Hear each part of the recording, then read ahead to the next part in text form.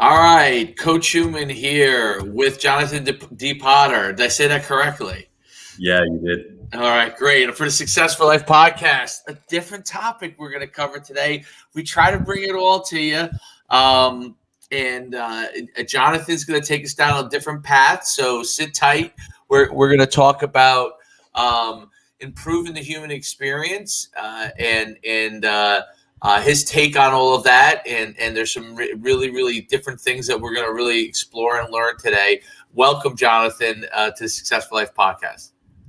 Thank you, Coach. Thanks for tagging me in and giving me a chance to play. I think this is a new and emerging subject for many. So I'm looking forward to how this conversation can be of service to your audience ultimately. Absolutely, probably also slightly controversial, right? I guess too. Absolutely. So we'll try and debunk a little bit of that. Give everybody your background.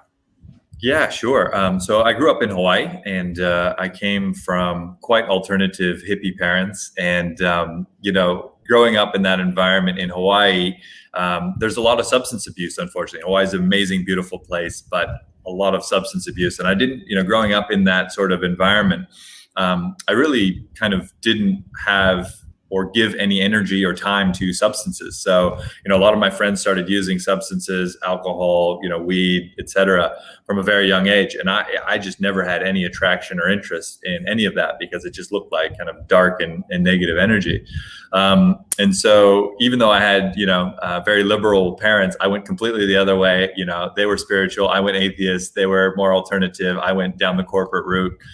So I ended up working for many years in strategy and management consulting in New Zealand, and then subsequently Hong Kong, and then in Thailand. And about 5 years ago now, I was on that hamster wheel. I was leading a large team of about 120 consultants during my time with Accenture in Hong Kong, and I remember looking myself in the mirror one day and going, "Is this it?" At the time, like I said, I was an atheist and chasing that next promotion level, and I thought, God, there's got to be more to life than this, and I don't know what it is. I don't know what I'm looking for, but there's got to be something else out there. And so I went looking, and as part of that year, I wound up at an ayahuasca retreat in Peru. Very interesting. And like I said to you earlier, I had seen some of the stuff with Joe Rogan and Jordan Peterson, and probably a couple other places.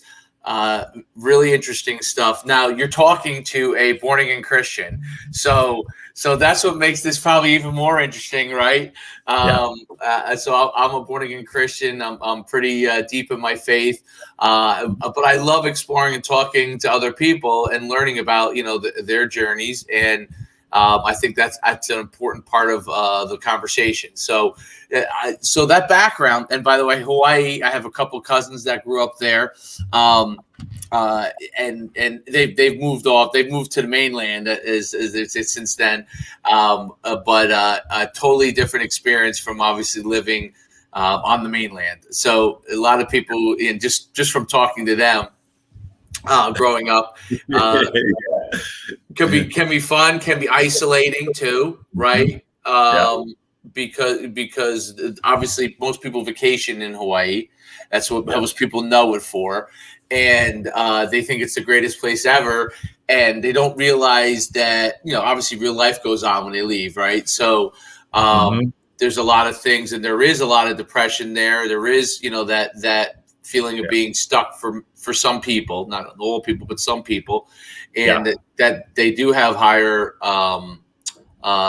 drug abuse rates and alcoholism rates, and I think that sometimes that has to do with that isolation. So the people who embrace the lifestyle and the culture probably do okay.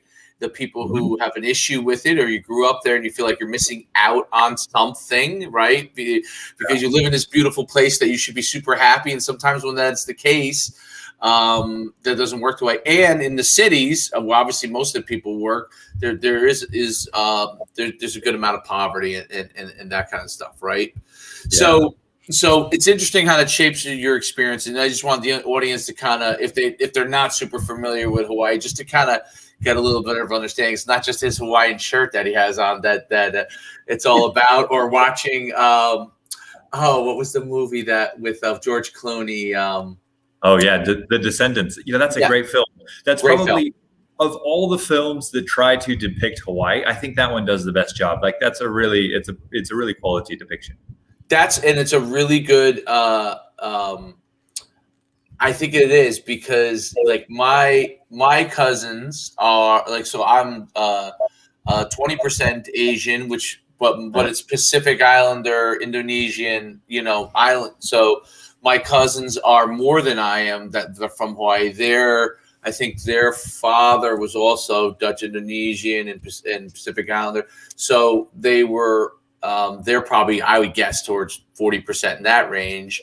Yeah. And so the descendants was really interesting because you saw that like lineage and the descendants of Hawaiians, but when you see them in person, they might look like there might be a little ethnicity to them, but some of them look completely white, so it's very interesting. I thought that movie did a really good job of that part too, the cultural aspects of the Hawaiian families and the Pacific Islander families. So it's really, really interesting. That's completely. I could talk about that for a whole nother topic. So I want to get right into so the transition into defining meaning and in how human beings can find meaning. I want you to just kind of expound about kind of your journey there. Yeah. And I'll link this back to, what you mentioned earlier in terms of being born again, because interestingly, a lot of the motivation, of the clients that come to us is to deepen their connection with source, right? These are very deep spiritual connections. And so for me, going into that as an atheist, I mean, it not just blew the door off the hinges, it leveled the whole building. I was like, wow, like this is okay. I had that completely wrong. So it was a very humbling experience, very humbling experience. And so in terms of the meaning, right, that can come from these experiences, they really, well, first and foremost, they do a lot with our neurology, right? And I think the state of a typical Western brain, the research shows that we've got around 12 to 60,000 thoughts per day on average. Almost 100% of those thoughts are about I, me, my. So they're egoic thoughts or thoughts about myself. 95% of those are repetitive. So you're just having the same thoughts on loop. And 85% of those thoughts for most people are negative. And broadly speaking, that is so ingrained that we don't even recognize those patterns of the mind. And so a lot of what this work represents is the mental and emotional work alongside with these very powerful plant medicines that can really help us see those limiting beliefs, those mental patterns, and those limiting behaviors that are no longer serving us in terms of our everyday life. And so as we can begin to peel away these layers one by one, the plant medicine, its kind of magic gift for us is to amplify what's happening in the subconscious. Now, the subconscious, what's going on in there is very difficult to access. And so by amplifying our access to the subconscious, we can begin to see and understand what's going on there and how it's impacting our everyday experience. And then we can begin to process and work with that to really harmonize what's happening back there with what's happening up here. Very interesting. And we're going to dive into what those are. To give you a little understanding, at least from my perspective, I take a brain boost in the morning. Now, this is not going to be as heavy as what we'll end up talking about here, but a brain boost in the morning. It's let me think. The mushrooms that are in it. It's called lion's mane, maybe. Yeah, lion's mane, right? Lion's mane. Yep, and I have that 4 Sigma coffee thing. I drop into my coffee. I guess it's a standalone coffee, but I like to drop it into my coffee. I feel like I get supercharged, and and I don't put anything in my coffee because I've lost 18 pounds, so I'm in the process of trying to keep getting slimmer and slimmer. So I try not to put sugar or anything into my coffee that just throws me way up for the rest of the day. But this stuff. I found that some of the chaga, is that another? Yep. So there's a combination of that stuff, and I feel like there's just a little brain boost that kind of sets you in a good path. That's different from coffee per se in itself. The caffeine only. Yeah.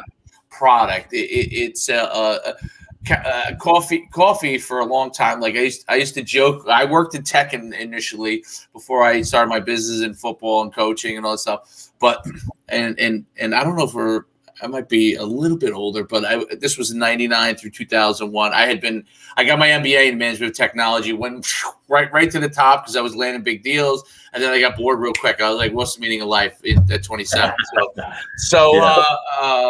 Because you making a lot of money, and then I just didn't understand the, I had to go through a journey. You know what I mean? It had a little bit of too much success too early, and I had to kind of go through a journey. I don't know if that was the right move or not, but it worked. It all worked and got me to the right place. So what I think is interesting about it is that coffee used to, I take coffee and I could sleep 30 minutes later. Like it would be like this little boost, for about 15 minutes, and I'd be sitting at my desk and I'd be like, I don't know how coffee affects other people, but like after I chatted it up excessively for 20 minutes, then I was basically ready to take a nap. So I found that lion's mane, chaga, those combinations of the different have really helped, along with vitamins and with COVID, I really increased my vitamins with D3 and E, and really just kind of focused around it. And in general, I felt this is going to lead into something. I felt my own self really kind of elevate in my thought process, my understanding of things, my ability to attack the day. So talk about how these plant medicines can really help people, and then we'll dive into a little bit what they are.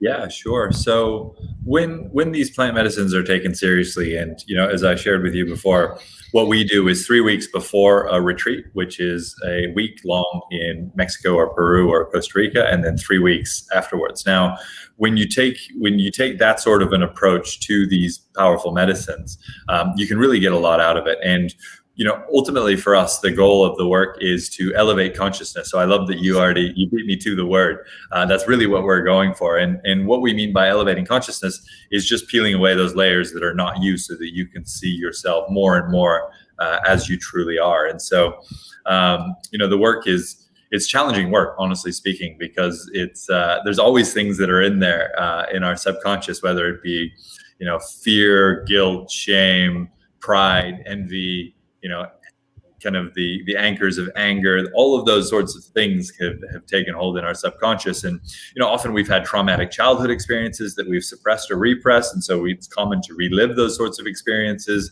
and then kind of let them loose. And, for me personally, I had one experience where I relived a childhood traumatic experience. And after that, I felt physically 20 or 30 pounds lighter. It was like this physical weight had been lifted from me. And the moment that was happening, wow, that's powerful stuff. And then, the other dynamic is just these medicines are neurogenetic, which means that they promote the growth of new neurons as well as new neuronal connections. So you regain your neural plasticity. And so if there are thoughts that are incongruent with one another, that are physically compartmentalized, stored in different parts of the brain, then ththese medicines allow these various regions of the brain that normally don't communicate to exchange information. And then once they do so, there's a kind of defrag, just to use old tech language, right? There's this kind of reconfiguration that takes place, and it's like, whoa, okay, now I see how I'm being inconsistent with myself, which is a very powerful experience. Well, and I think this is really interesting because obviously you're a very smart guy. You work for Accenture. You were leading large teams.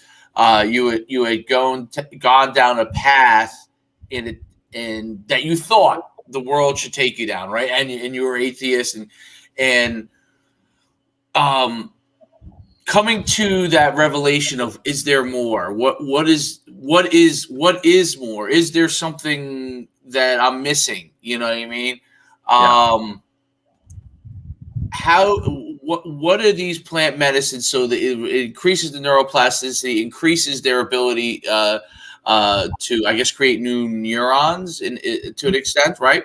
And then it helps them to be able to obviously put thoughts together in a better way to be able to help their lives.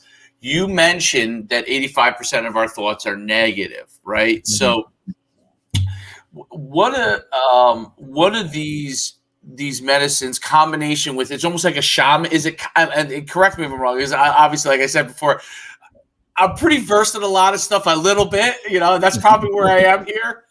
Yeah. Yeah. So yes. yeah.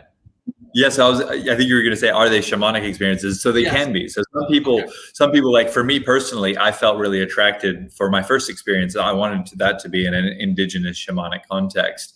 So some people feel really attracted to that. Some people, if they're coming from a different religious background, say Christianity, Right. then they want to have the experience, but they're not necessarily so interested in having that in the framework of a different cosmology. And so because that can be a bit strange, because then you kind of got two cosmologies kind of clashing together, which isn't necessarily in the interest of the individual. So it depends. Like we do different things for different clients depending on where they're at and what they're looking for.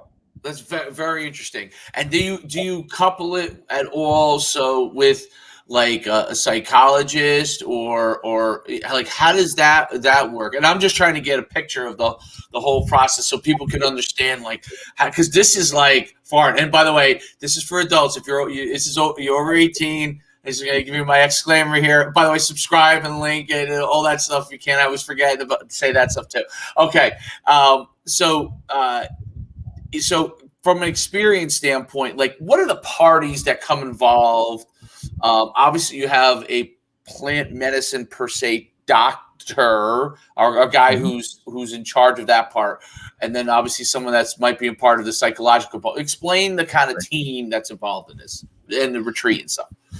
Yeah. So you're exactly all right onto the major parts. So the two parts are really the coaching or the therapy, right? The psychological aspects of the work, and then the second is the retreat. So what we do for clients ahead of a retreat is we help them understand what's their ideal self in 3 to 6 months, right? What's your future self look like in terms of physical, emotional, spiritual health, in terms of passion for work, in terms of great relationships, abundance.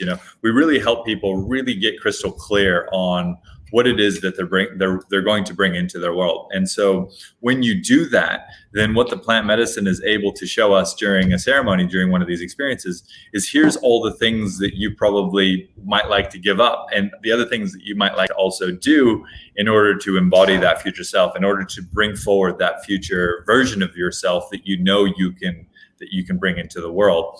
And so when that's done well, you're able to let go a lot of that stuff that is no longer serving you, and you're able to recognize and see, because the plant medicine responds to your manifestation, shall we say, that the spiritual world really does respond to what it is that you're looking to bring into your life. And so when that's done well, the clients that go through our program, they're like, wow, like I got it. And so when you see 12 or 15 pages of writing in the journal coming out of one of these retreats, then they've got their homework cut out for them once they get back home, which is where the work really begins. And so they're going to come out with this new level of consciousness. Explain the plant medicines that are involved, or the plant. Is that the right way to say it? Plant medicine, or yes? Yeah. Okay. The plant medicines that are involved, and then the experience that, take me through an experience that obviously from my understanding in this topic, that everybody's experience is different, right? So, and the people that are in charge, it's their job to kind of customize and guide that experience. But explain maybe your experience or some of your clients' experience, so people can get a picture of what it's like.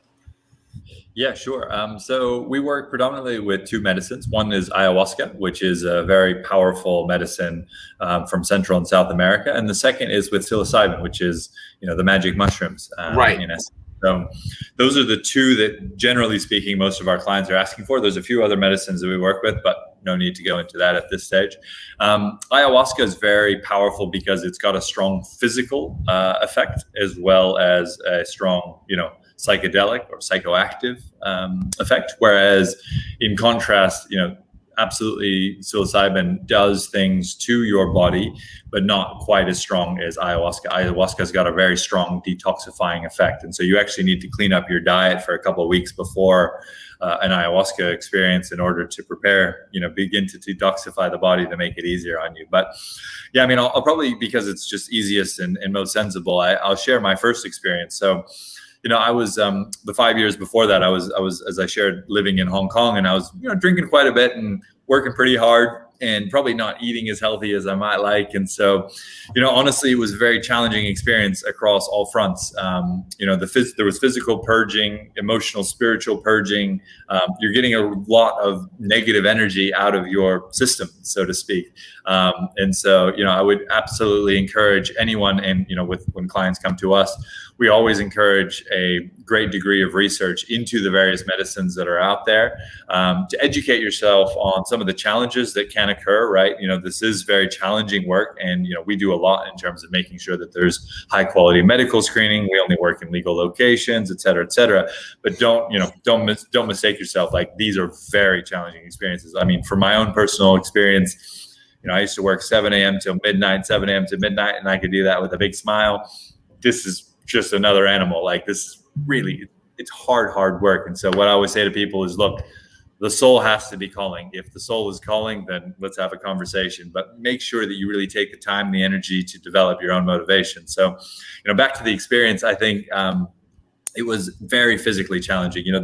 These medicines are reconnecting parts of your neurology. You're trying to access parts of your brain that have been suppressed and repressed. And so that in of itself is, there's trauma often that's coming back out of the body or out of the mind. And the conscious mind sometimes doesn't want to deal with that. So there's a lot that's happening in the system, as it were. And, that combined with very powerful visions, and for me, combined with being put through a very different cosmology, right? Because there's shamans around singing these ancient songs. And so it's all like, whoa, I mean, right, mind blowing. Yeah, pretty overwhelming experience. Now, the other dynamic and the motivation behind our business is that, honestly speaking, I went to a whole bunch of these 5-star retreats over about 3.5 years, trying to develop myself and harmonize with my subconscious. But what was happening was I was going and I was having these really profound, sometimes very challenging experiences, and then everything would return to normal. And then I'd go back and do another retreat and everything would return to normal. So I wasn't actually getting the potential benefits. And this is super common. I came to recognize this over the years that followed, is that you have to do the mental and emotional work. The ego is so sneaky at just bypassing and giving you these other visions and experiences if you're like, wow, but that's not the work. The work is the mental and the emotional work. And that's what unlocks the magic of this plant medicine when you're well coached and you're well guided and you're well facilitated, which is unfortunately the exception as opposed to the rule in this space. You need to be really expertly guided so that you come in with those intentions of exactly what it is that you need to work on so that you can break through. And then, wow. And then every day is much more magic. I don't need plant medicine to feel amazing now. Like, even the thought of a drink now, I can't even fathom. I used to drink a lot, like, for fun, not alcoholic, but it was right. A lot. And now I can't, like, everything in my body and mind and heart and spirit, everything just feels so amazing. Like, the thought of a drink for me, I'm just like, no interest. It's a depressant for me. So it's been it's a big shift, but it's hard work, but it's very rewarding as well. That's very interesting. So now they go through like the psilocybin experience, or how do you say the other one? Ayahuasca, is that? Yeah, that's right. What could go on in their bodies? Because obviously this is something that now it's not. Can you do this in the United States right now, or only is overseas? Or there are a small number of places that are allowed to operate in the U.S. under a religious covenant, okay. But the overwhelming majority of people choose to actually go travel internationally for the work. Okay, so two things. How important is it to have the right people working with you? Number one, okay, because is there a danger? Obviously, that's what people want to know. And then, not that you're going to be able to visualize exactly what happens, but like what happens to your body, what happens to your mind while you're going through this process? Are there things that they feel? So I guess address the safety part of it first, and then much more the deep experience of it. Yeah, I'm glad you asked about the safety, because that's super important. So there's a couple of dynamics that I think you'll find interesting, and point to how immature this industry actually is. So Right. unfortunately, we've got incredible science, right? From Johns Hopkins, from NYU, from Yale, from Harvard, like the list just goes on and on. Like the science is telling us like almost like silver bullet type stuff about the results for such a broad variety. And not only that, it can help people who are already operating at a high level come to an even higher level. So it's really a game changer from that regard. But there's this massive gap between science, which is all shown in scientific papers, and reality, which is the policy hasn't caught up to the science. So everyone's traveling in tens of thousands on these for these international retreats. But unfortunately, there's absolutely no standards, right, for safety, for quality of care, for practitioners, nothing. So it's a completely wild west.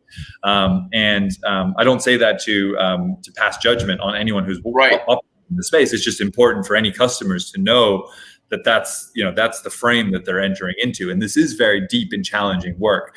Now, one of the other dynamics here, and you'll see the importance of this, is that if you go to any of the websites that aggregate all the different retreat centers out there, what you'll see is that universally they are all rated as 5 stars. Now, what does that tell you? So it tells you a couple things, right? It tells you, one, people are having very profound experiences because Right. the rating of all is 5 stars. The second thing it tells you is that a customer has no idea what good looks like because everything is 5 stars.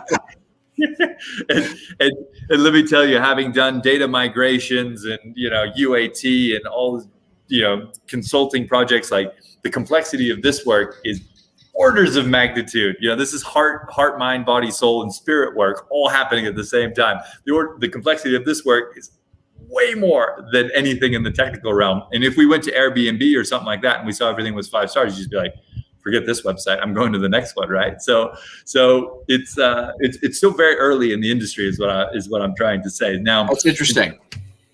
In terms of finding a quality experience, of course, my answer would be, well, you have to come to Behold Retreats. No, that's not it. But if anyone's trying to find a high quality experience, what I would encourage them to do is not ask about the experience itself, ask about the improvements to quality of life from before toward and then after. So how much better is your quality of experience without plant medicine after retreats? And what you should be looking for is really significant transformations to the quality of life that people have had before and after. If that hasn't taken place, if they're like, oh yeah, I had this it was great experience, saw like unicorns in the jungle, there's a bunch of mosquitoes, I don't know, it's like, but yeah, I'm back to work. It's like, that's probably not the experience you're looking for. That's a really, really good point. And right, because they're having such profound experiences that they're not. So now their takeaway is the big part, right? Exactly. They rated 5 stars, and then a month later they're like, "Wait, what did I gain from this?" You nailed it. And then people go, like I was for years, right? And then you go on, because there's something else there at the retreat centers. You're going, you know what I need? I need another retreat. And so people get on this cycle of retreats. And, because the temptation is you go to the website, you read a bunch of 5-star reviews, you look at the photos, it looks pretty nice. You look at the faces, they look pretty nice. And you're like, okay, well, this is the place. This is great. And it's like, no. Take the time and the energy to ask for reference calls. I'd go speak to 3-5 people and ask, before, after, how did they actually transform their lives? That's really what you're looking for. How do you differentiate yourself in this industry? So when it's a Wild West and people are having all these profound experiences, 5 stars across the board, how do you differentiate so they walk away saying, hey, you don't have to come back, every few months on a retreat, that this is actually setting your life on the right path? Yeah, so I'm glad you asked that, because we charge quite substantially more than the other people out there. And we don't actually, honestly speaking, very much articulate why it is that we charge so much more. So we are massively differentiated. I know that because I've gone to these other retreat centers around the globe. But to point out the points of differentiation would be actually, I think, at odds with what's in the greater interest here. Because we're still a small business serving a very small niche within this market. Right. So in order to point out our differentiation is to try to show that we're better in these ways and point the finger. And that's really not helpful or necessary in this industry. So the way that we're planning to solve that dynamic, which is, why is it that I would pay you guys 5 times more than I would pay the next guy, is just to start by quality of service. And it'll happen through word of mouth for us, rather than saying, here's why we're better than these guys. Very, very interesting. So it's more like you're in competition with yourself to improve what you're doing for your clients than necessarily understanding exactly what they're doing and trying to articulate that. You're saying, hey, like, here are the things that our clients are experiencing. And, you know, we're trying to get you on your path so you have some level of similar experience or better, or very, very, very interesting. If people are going to walk away, and excuse me for diving so deep into this, because I want everybody to understand it, because it's definitely like the people who can be like, you know, I don't know what this is, because a lot of people just don't know what it is. Totally. So I come out of the retreat. I go back home. After working with you guys, what's next for me? What will I come away with? I guess that's the big thing that people want. Like, what are some of the things? Not, you know, everybody's experience is different. What are some of the things I'm going to come away with? Yeah. So I'll tell you a couple of the common experiences, right? So a recent client just came back home, and she had 2 major breakthroughs for her. So number one was she had the feeling of massive self-love, right? Which is it's a common experience. And to have that experience is just like your heart like bursts open almost. And all of a sudden you go, wow, I love myself. And it's a very profound experience to feel that for the very first time, right? That's honestly what's happening. And so and then the way that you relate to yourself is the way you relate to others is just a reflection of how you relate to yourself. So by having this feeling of deep self-love, you can then begin to love others in a completely different way. So that's a very beautiful experience when people have that breakthrough. The other one that she had was recognizing that she's not her body, and she's not her mind. And so that's basically when those things melt away and you're left with your essence, in a matter of speaking. And so that's a very strong spiritual, mystical experience. And to have that and to know that, you know, she was someone who had some body issues, beautiful woman, but you know, those are the ones that tend to have the body issues.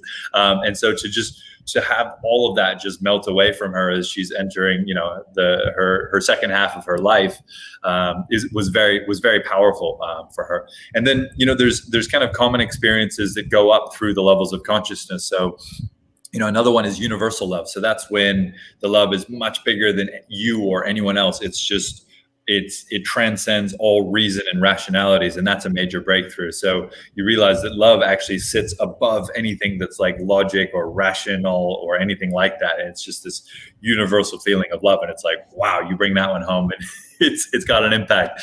And then beyond that, you get like things like interconnectivity of all things, where you start to be shown examples of how everything is interconnected. And, you know, that's usually the moment that people, which they go, boop, and they become vegetarian. And then usually a couple months later, they go vegan. And then beyond that, it's right. I don't write the script. That's interesting. That's very, very. So maybe Tom Brady went through one of these. That's why he's vegan. Could be. He would obviously never admit to that, since he still plays in the NFL. The PC culture or the PC police would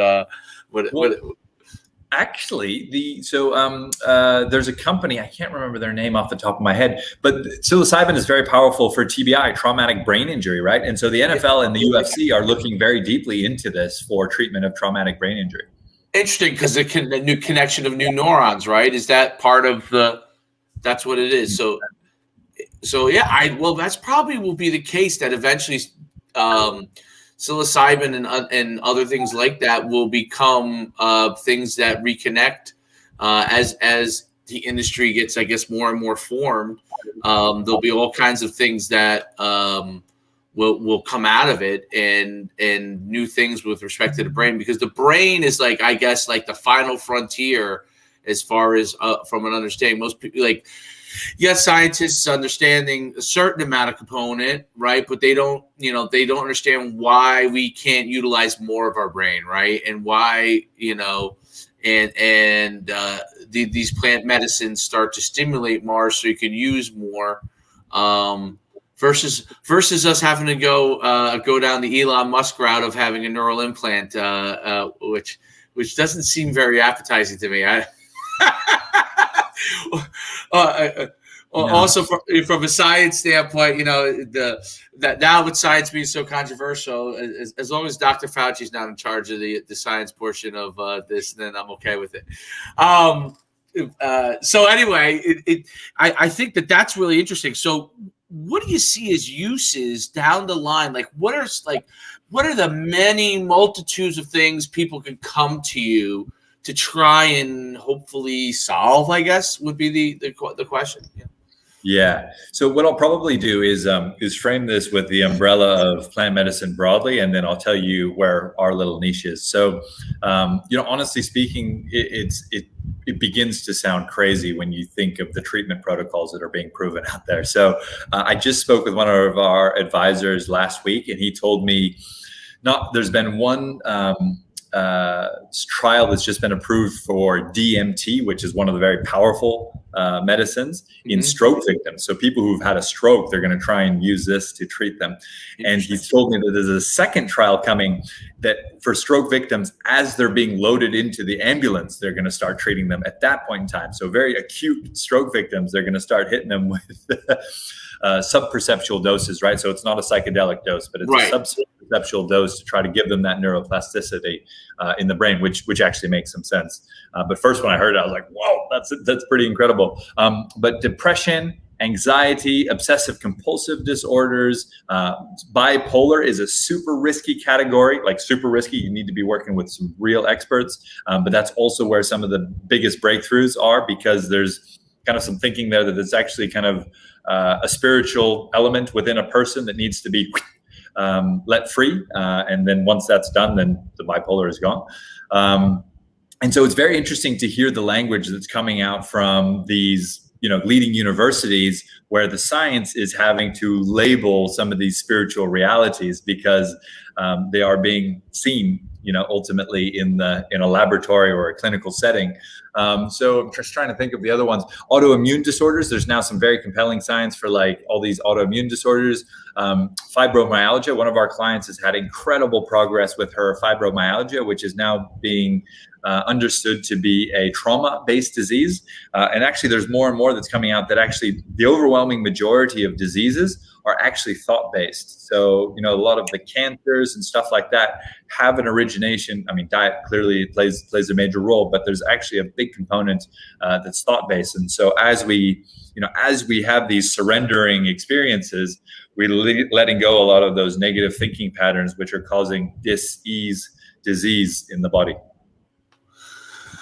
Wow, really, really interesting stuff. Why is there been a resistance in the science so that, I guess that leads to that next question. Why is there a resistance in the science field to embracing some of these plant medicines? What is the reasoning behind it?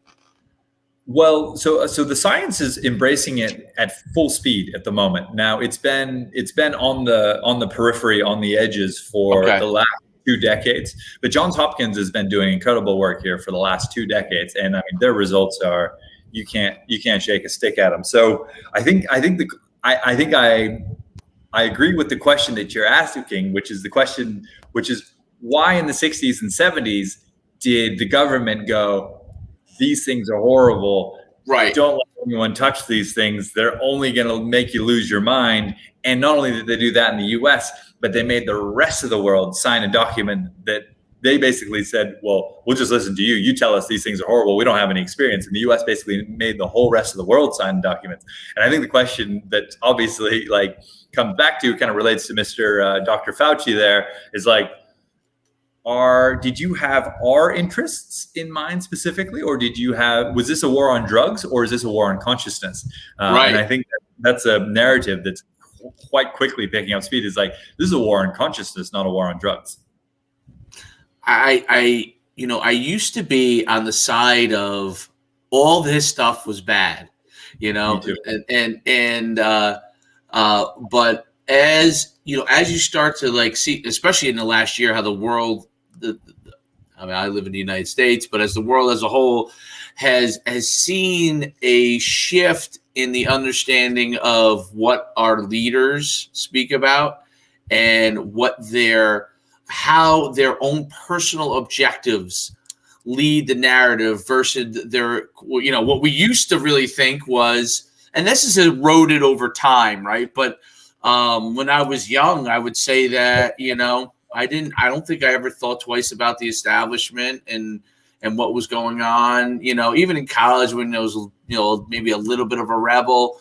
I still, didn't think about it as a large play, right? But as you get older and with COVID and so many untruths and people trying to be coming up with narratives for whatever reason and not knowing the objective behind a narrative, lies, and some cases outright lies, right? Yeah. You start to think to yourself, well, you want to question the truths that you've been told.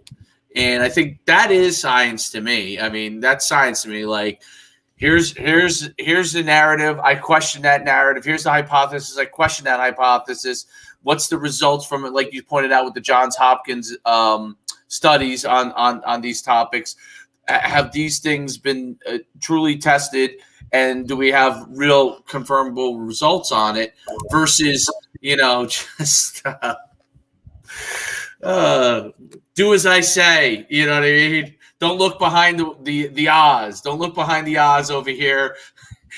Look at the fake magic. So, how do we advance the studies of this stuff more? How do we advance your business so people start to understand and think that these things are areas that can be embraced more, studied more? How do we do that?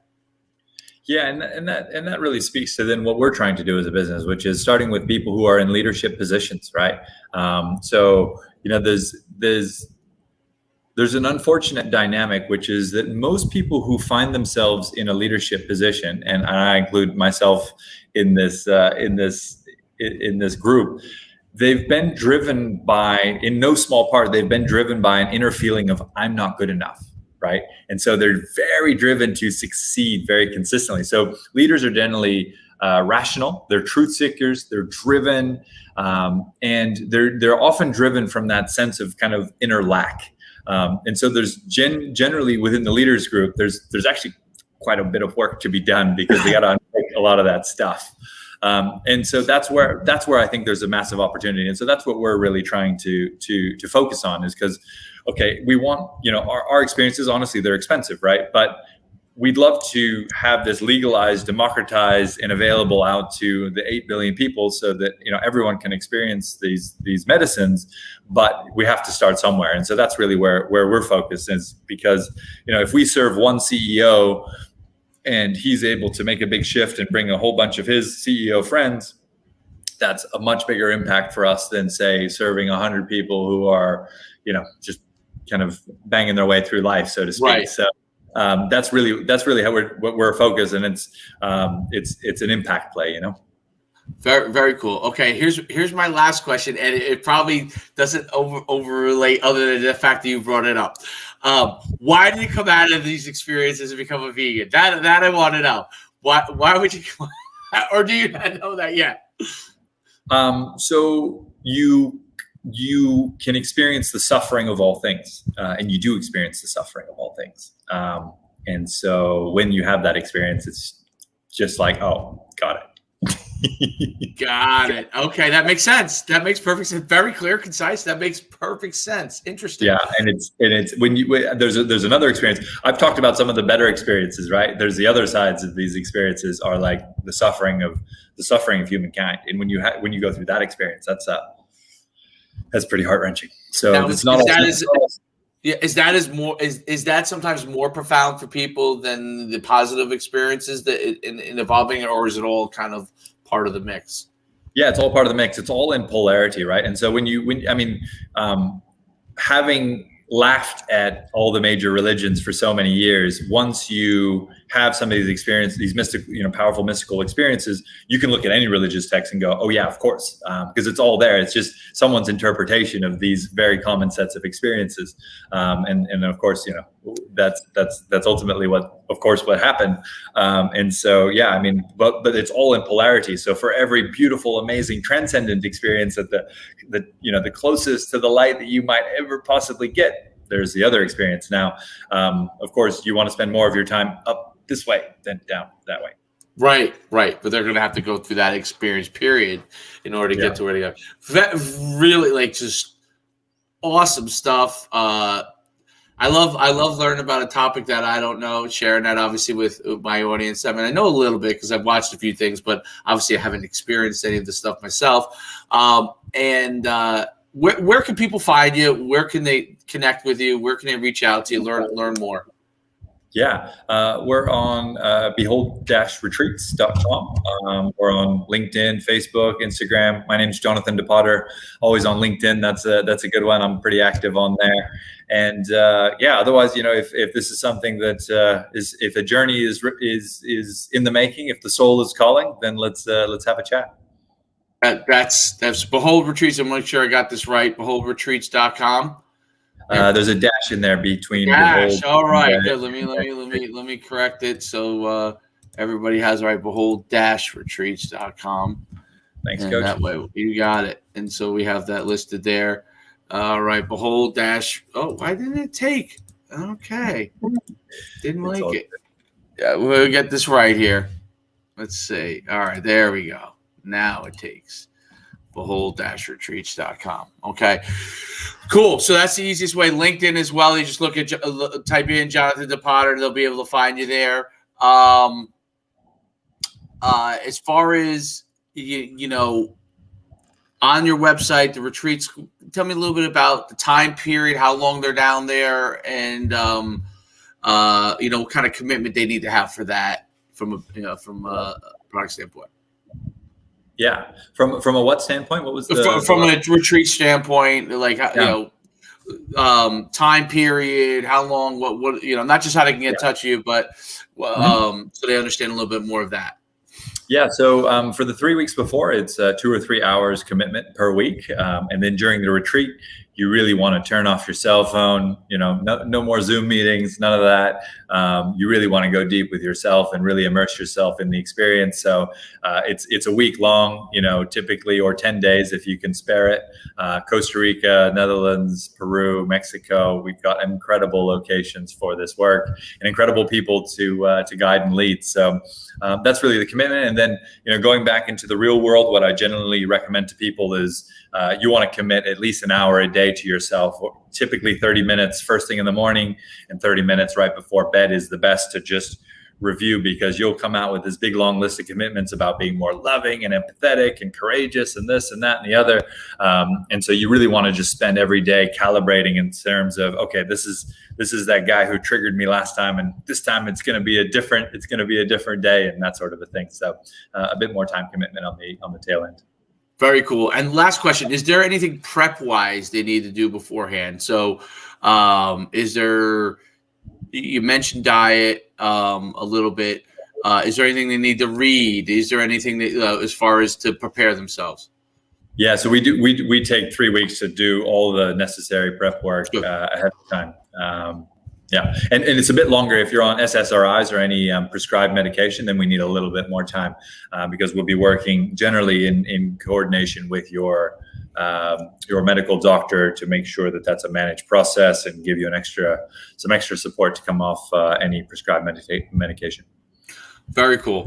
And what age do you feel this works best with people? What time? When is it a good time for people to take this kind of thing on? Yeah. So I would say most of our clients are between 35 and 60.